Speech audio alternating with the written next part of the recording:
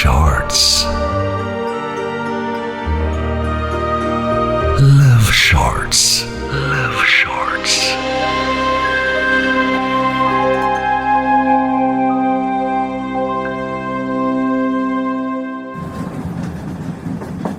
Excuse me, এই সিটটা আমার।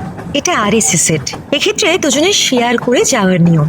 দেখুন, এসব বাজে এক্সকিউজ না দিয়ে না জলদি সিটটা ছেড়ে উঠুন, নইলে আমি কিন্তু পুলিশ।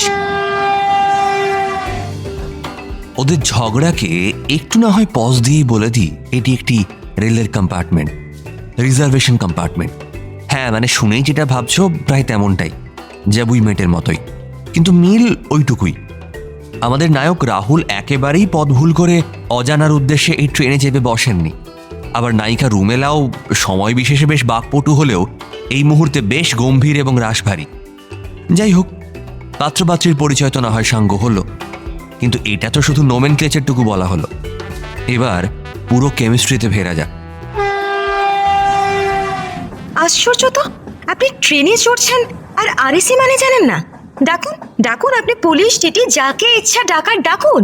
কি হলো, ডাকুন, পুলিশ ডাকুন। বেশ, আপনি যদি না ওঠেন তাহলে আমি সত্যিই পুলিশ ডাকবো। প্রথমে আমি টিটিকে ডাকছি। অতঃপর টিটি এলেন এবং রাশভারী কণ্ঠে রাহুলকে বলে দিলেন আরএসি মানে আসলে কি, এবং সেটায় সিট শেয়ার করেই যেতে হয়। তাই দুজনের টিকিটে একই নাম্বার থাকে, অর্থাৎ রাহুলকে রুমেলার সাথেই সিট শেয়ার করে সারা রাত বসেই যেতে হবে। শ্রোতারা নিশ্চয়ই ভাবছো যে এতে তো চিরাচরিতভাবে দেখতে গেলে রাহুলেরই আনন্দিত হওয়ার কথা, কিন্তু ওই যে রাহুল ঠিক মেন স্ট্রিম শাহরুখ খান কোনোদিন হতে পারে না। সঙ্গে সঙ্গে একটু বেশ লজ্জিত ও বিব্রতও হলো। তবে ওই যে এসআরকের মুভির ডায়ালগের মতোই পিকচার এখনো বাকি হ্যাঁ। ও সিটে নিজের অংশে তো বসে পড়ল, কিন্তু ওর মাথায় ঘুরছে এই ডাকুন পুলিশ কথাটা ও কোথায় শুনেছে, এত চেনা চেনা কেন লাগলো। হঠাৎ হৃদয়ে প্রবল ঝড়। আরে এই তো সেই কলেজের রুমেলা, যে কোনো আন্দোলনের সামনের সারিতে থাকবেই। জাস্ট ফিদা হয়ে গেছিল রুমেলার এই মারকুটে প্রতিবাদী নেচারে, এবং ওই কারণেই সাহস করে আর এগোয়নি। কিন্তু একদিন যদি রুমেলা একটু হাই হ্যালো করতো, সেদিন রাহুলের মুখের খুশি খুশি ভাবখানা দেখলে মনে হবে আজ मैं ऊपर দুনিয়া হ্যাঁ নিচে। একবার তো কলেজ করিডোরে হেঁটে যাওয়ার সময় হাই বলেছিল রুমেলা, ব্যাস 32 পাটি দাঁত সারাদিনই বেরিয়েছিল রাহুলের। এহেন রুমেলা একদিন বাদে হঠাৎ আবার সামনে, সেটাও এরকম বিশ্রী ফাইটের পর। এতদিন পর রুমেলা, আমি কি একবার আগ বাড়িয়ে কথা বলে দেখবো? না থাক, উঠতে উঠতেই যা কাণ্ড দেখালাম, তারপর যদি আবার কথা বলতে গেলাম তাহলে তো হয়েই গেছে। এমনিতেও তো কলেজে হাই হ্যালো ছাড়া কিছুই ছিল না। কিন্তু এটা তো সেই রুমেলা, কত কল্পনা, কত মুগ্ধতা। 10 বছরে মুখটা পাল্টে গেছে এবং আরো সুন্দরী হয়েছে দেখতে। এখনো নাকি আমার ওকে দেখলে বুক ছ্যাঁচ করে ওঠে। পাগল। কিন্তু শোন, এরকম আকাশ কুসুম ভাবিস না।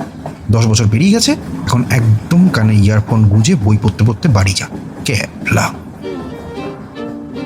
আশ্চর্য, ক্যাবলা কথাটা রাহুল তো নিজেই নিজেকে বলল। রুমেলার গলায় কেন শুনতে পেল?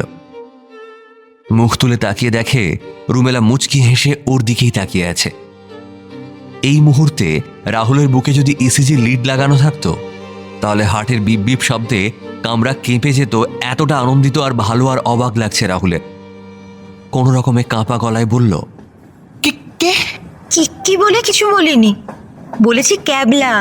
এভাবে কে ভুল ইনফরমেশন নিয়ে ফাইট করতে গিয়ে সলিডভাবে হেরে যায়? আগে মুখে কথা ফুটতো না, আর এখন এই ফলস বাহাদুরি। ऐसे कैसे चलेगा রাহুল মশাই?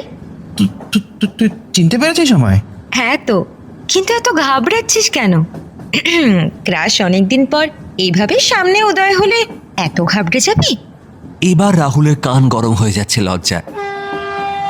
এভাবে এত সিক্রেট ও জানলো কি করে? কেউ তো জানতো না এসব। তুই জানলি কি করে? ওরে ক্যাবলা, তুই সব হাইড করলেও নিজের চোখকে হাইড করতে পারবি না। প্রতিবেলা করিডোরে আসা যাওয়ার সময় অমনভাবে তাকালে যে কেউ বুঝবে। সেই সময় আমার তরফ থেকে কিছু ছিল না, তাই পাত্তা দিইনি। কিন্তু তুই যে ফেক না, সেটা বুঝতাম। বাট মোহব্বত তো হো জানা চাহিয়ে। শুধু তোমার উপর করুণায় তো হবে না, বা তুমি অরিজিনাল বলেই যে হবে সেটাও না। তাই অপেক্ষা করছিলাম হঠাৎ মনটা তোর কথা বলল। কলেজে চলে গিয়েছিলাম সোজা। তোর বাড়ির অ্যাড্রেস নিয়ে সোজা উঠে বসলাম ট্রেনে। আর তারপর এই দেখ কানেকশন। একটা আশঙ্কা ছিল, তুই যদি এনগেজড হয়ে যাস বা ধর ওই ঠিকানায় না থাকিস। কিন্তু ওই রিস্কের পরোয়া আর কবেই বা করেছি বল? শুরুতেই তোকে চিনেছি, কিন্তু এমন তোমার হম্বিতম্বি যে ভাবলাম দেখা যাক কত বড় বীর পুরুষ হয়েছেন আপনি। রাহুল এখন আর কথা বলার মতো অবস্থায় নেই, কিন্তু তাও শেষ মুহূর্তে গলায় যাবতীয় জোর এনে বলল, হ্যাঁ মানে চাকরি করি এখানেই, বাট বাড়ি যাই মাঝে মধ্যে। আজও তেমন যাচ্ছি, কিন্তু মানে আমি তো এখনো বলিনি আমি সিঙ্গেল। থাক, টিটি চলে যাওয়ার পর আমায় চিনতে পারার পর থেকে আবার তোমার চক্ষু জোড়ায় যে এক্সপ্রেশন দেখেছি, তাতে আমায় ঘটা করে বলতে হবে না তুমি এখনো সিঙ্গেল। এটা তো জাস্ট অবিশ্বাস্য। ধুর, এমন হয় নাকি টাইপের লাগছে। ও কি করবে এবার? নিজেকে চিমটি কাটবে নাকি ট্রেনের মধ্যেই লাফাবে আনন্দে? যাই হোক, কিছুই করতে হলো না। রুমেলা নিজেই রাহুলের হাতে একটা ধাক্কা দিয়ে বলল, নে এবার একটু গুছিয়ে বস, সামনে তো অনেকটা রাস্তা। ঘুম তো হবে না, গল্পটুকু তো একটু করতে করতে যেতে হবে নাকি?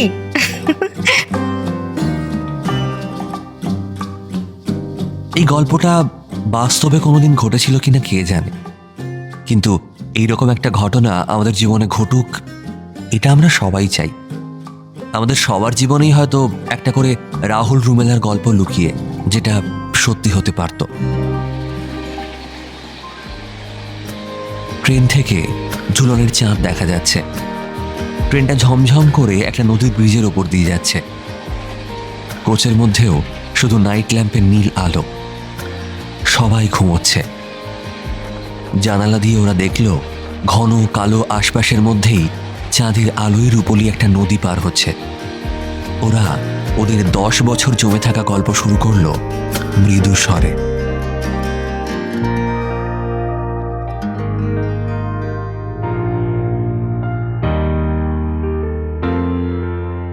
Love Shorts.